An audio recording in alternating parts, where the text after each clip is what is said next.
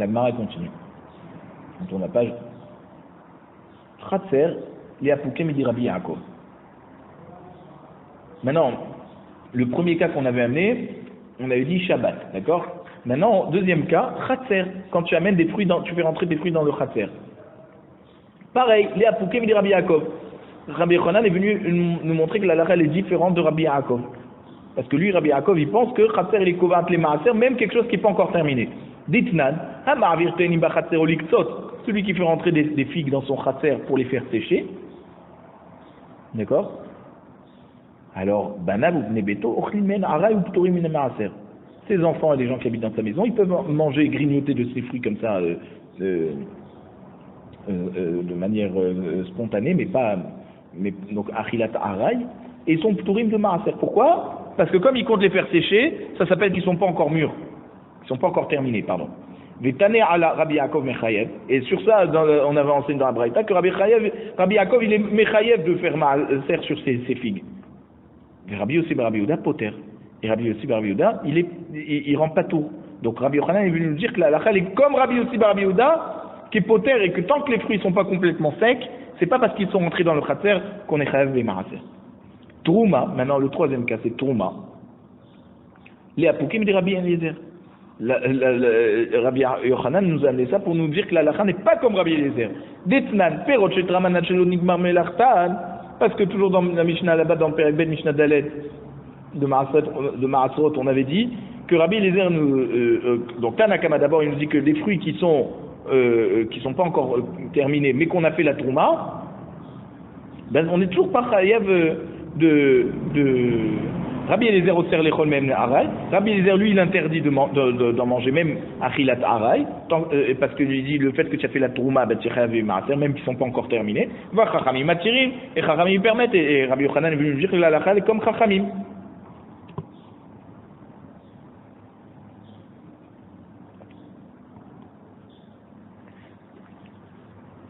Maintenant mikar. C'est quoi cette vente? On a dit que Rabbi Yochanan nous dit que Mekar, il n'est pas kovéa pour être rêve de Maaser, seulement dans quelque chose qui est terminé. Qui détania. Parce qu'on a une braïta qui nous enseigne.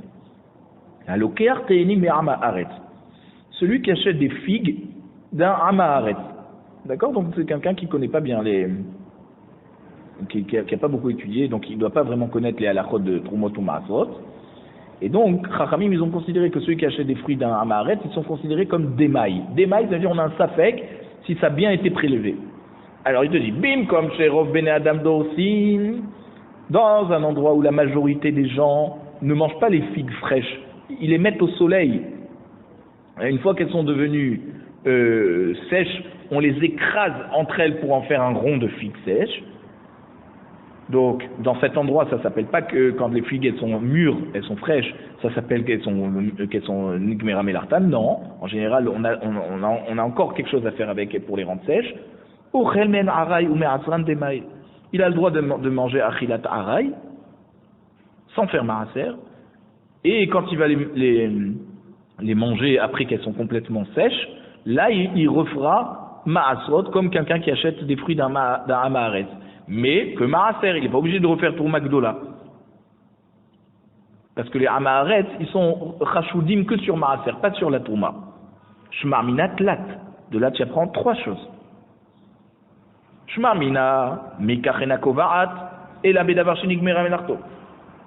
De là, tu apprends que quand tu achètes des fruits de cet endroit, eh ben, c'est pas le fait d'acheter qui te rend chayav le maaser, c'est seulement quand ils seront complètement secs.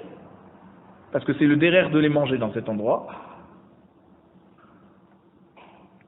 Ushma mina rova me'aretz me'asrin hem. Et de là, tu apprends que quand on te dit me'asrin d'maï, ça veut dire que on considère que rov amaharet, la majorité des amaharet, ils font le maaser.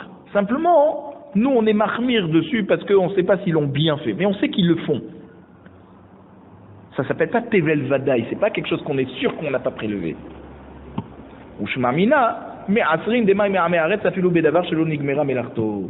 Et on apprend que quand tu achètes des figues dans un endroit où la majorité il les écrase, donc il les rend sèches d'abord, alors même qu'ils ne sont pas encore complètement terminés, puisqu'elles sont fraîches là, les figues, on fait quand même ma'aser de maï d'un amaharet. Donc ça veut dire qu'il n'est pas capable de reprélever la trouma, mais seulement le ma'aser.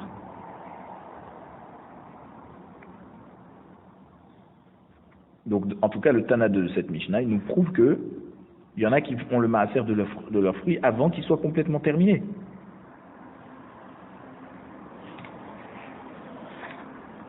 Et donc Rabbi Yochanan, quand il nous dit que dans Mikar, c'est pas qu'ouvert les ma'aser seulement dans quelque chose qui est terminé, c'est justement pour nous contredire, pour nous dire la halakha n'est pas comme le Tanakama de cette Mishnah, qui nous dit dans Ma'asot Perek Bet Mishnachet que quoi? Machalif Perot im Chavero, donc celui qui échange avec son ami des fruits, donc bien sûr on n'a pas fait ma'aser dessus, et cet échange est considéré comme une vente. Alors, zé les echol, vezé les echol. Soit que un compte les manger et l'autre aussi compte les manger, soit que zé liktzot, vezé liktzot. Si un il compte les faire sécher et l'autre aussi compte les faire sécher, zé les echol, vezé liktzot. Soit que si un il compte les manger tant qu'elles sont fraîches et l'autre il compte les manger après qu'elles vont devenir des figues sèches, chayav dans tous les cas, on est chayav de ma'aser. Ça c'est Tanakama. Rabbi Yehuda Omer, les echol chayav, liktzot patour. Celui qui va les manger, celui qui compte les manger quand ils sont fraîches, alors là ils sont chayav de ma'aser parce que pour lui ils sont terminés. Celui qui compte les faire sécher, il est encore patour de ma'aser. Et Rabbi Yochanan il est venu nous dire que dans Mekar, c'est pas ce qui est kové à les ma'aser, c'est pas comme Tanakama. Ça dépend ce que tu comptes en faire. Si tu comptes les faire sécher, c'est qu'elles ne sont pas encore terminées pour toi, et donc tu n'es pas capable de ma'aser. Ça c'est le chidouche de Rabbi Yochanan. Hadran alach hamevi.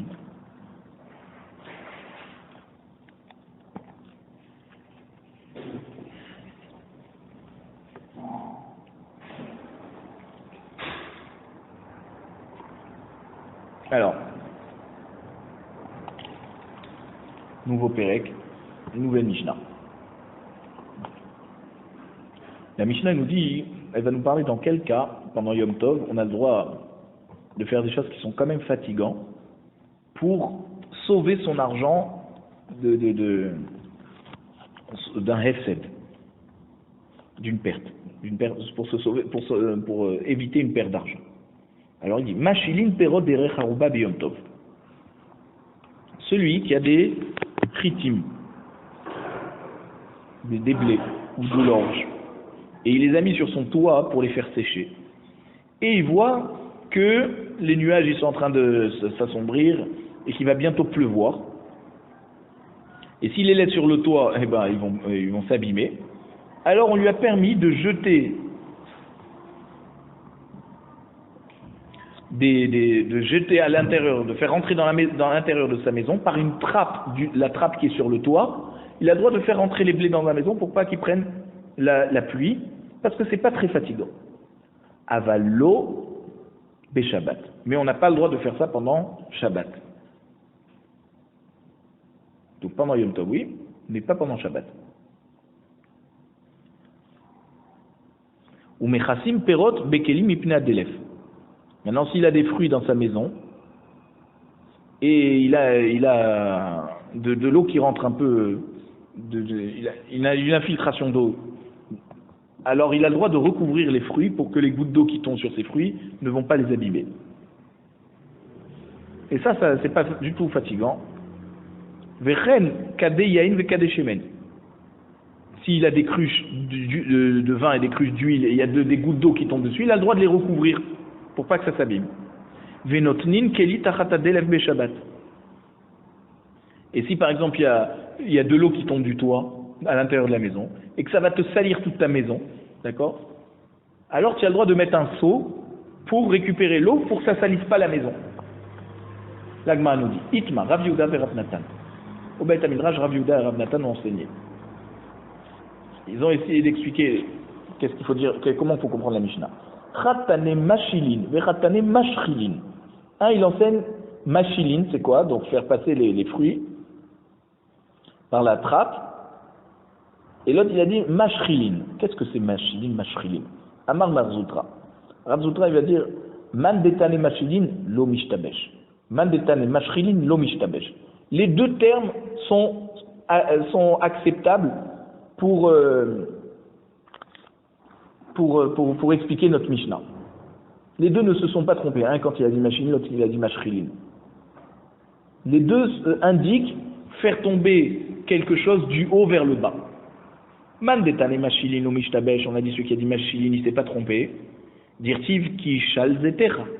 Il y a un pasouk, d'accord, dans Devarim Kafret pasouk même, qui dit Zetim yulecha bechol gevulecha veshemen lo tatsur ki shal zetera. Ça veut dire que les oliviers, ils vont faire tomber les fruits avant qu'ils soient mûrs. Veman detane. Donc on parle des klalotes, bien sûr, si les Bnei Israël ne gardent pas la Torah dans Kitavo. Ils vont avoir plein d'olives, mais ils vont même pas en profiter parce qu'ils vont tomber de l'arbre avant d'être mûrs. Et man detane mashrilin lo mishtabesh, on a dit aussi celui qui a dit mashrilin, il s'est pas trompé. Ditnan, parce qu'on a une Mishnah dans Bechorot Daf Mem qui nous dit Ashachul ve akasoul. Là-bas on parle de Shachul et Kasoul, c'est des défauts pour un Bechor. Ça veut dire quoi? Il a un des membres qui est plus grand que l'autre. Shachul shenishmeta irecho. Alors Shachul, c'est la cuisse qui est sortie de son endroit, d'accord, qui s'est déboîtée. Kasoul, chez Echam yachotav gevoa mechaverta. Kasoul, c'est une jambe qui est plus grande que l'autre.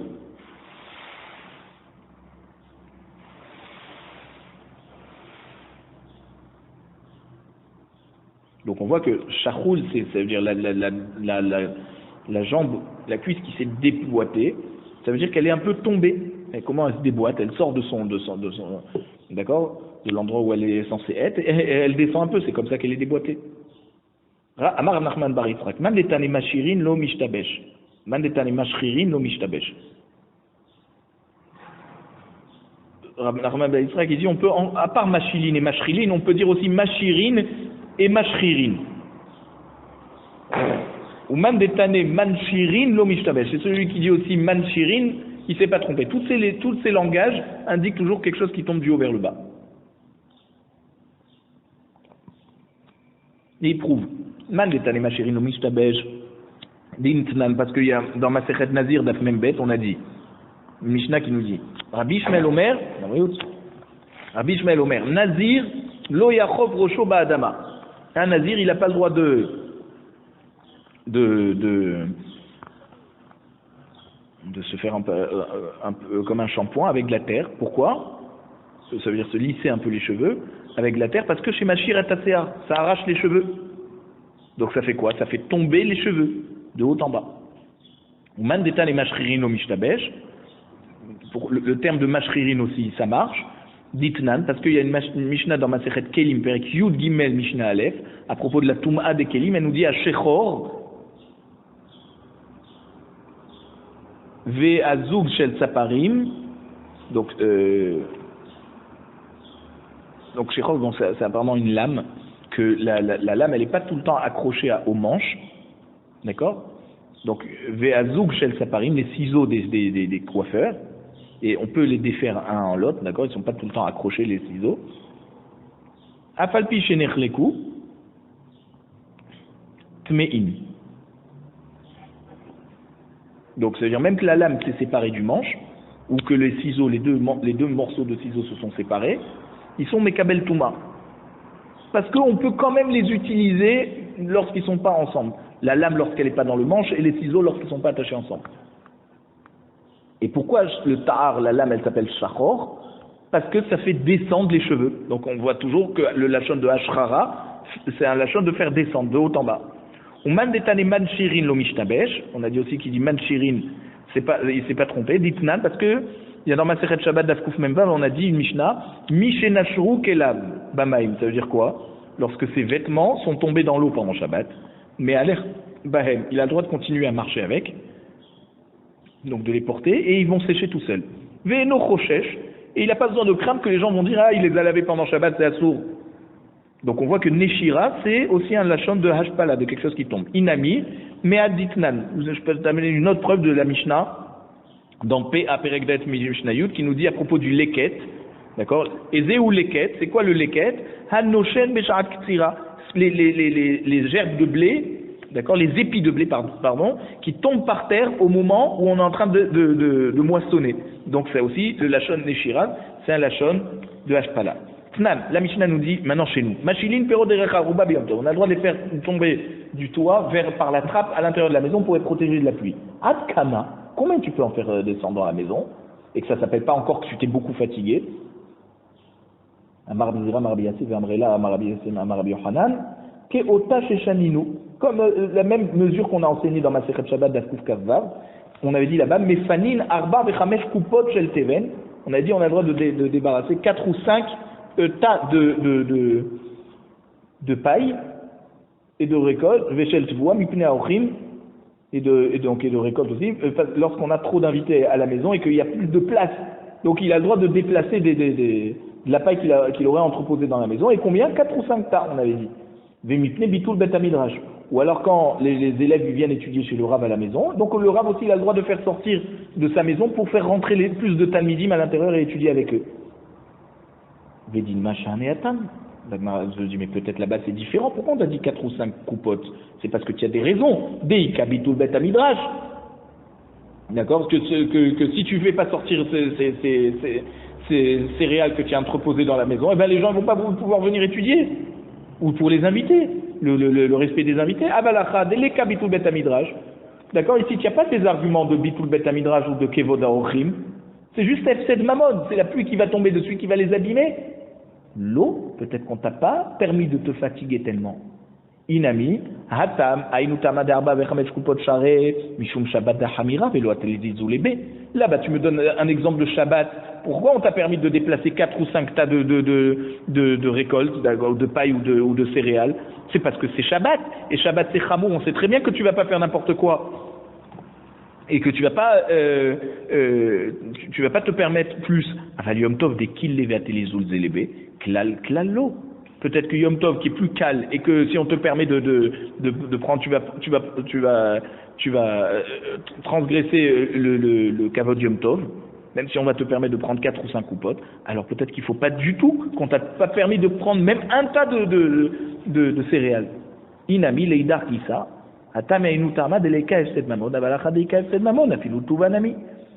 Tu peux dire différemment, d'accord, mitzat sheni, et de dire non, on aurait le droit de faire descendre du toit beaucoup plus. Pourquoi?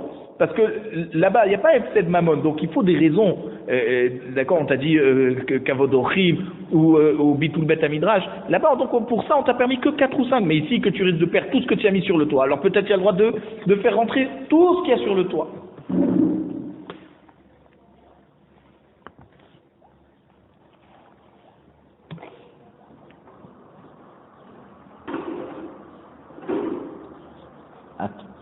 Atam, la Mishnah dans Shabbat, elle nous dit qu'on a le droit de débarrasser 4 ou 5 coupotes de Teven, avalo et aotsar. Tu n'as pas le droit de prendre tout ce que tu as engrangé, tout ce que tu as entreposé. Mais à Marshmuel, maï avalo et aotsar, c'est quoi tout ce que tu as entreposé? Avalo igmor et aotsar, kulo dilma ateli ashvouye gumot. Parce que si tu prends trop, et tu vas tout faire sortir de ce qui est chez toi à la maison, alors tu vas égaliser ce qui est au sol, et tu vas faire une avéra parce qu'on n'a pas le droit d'égaliser tout ce qui est la terre qui est au sol.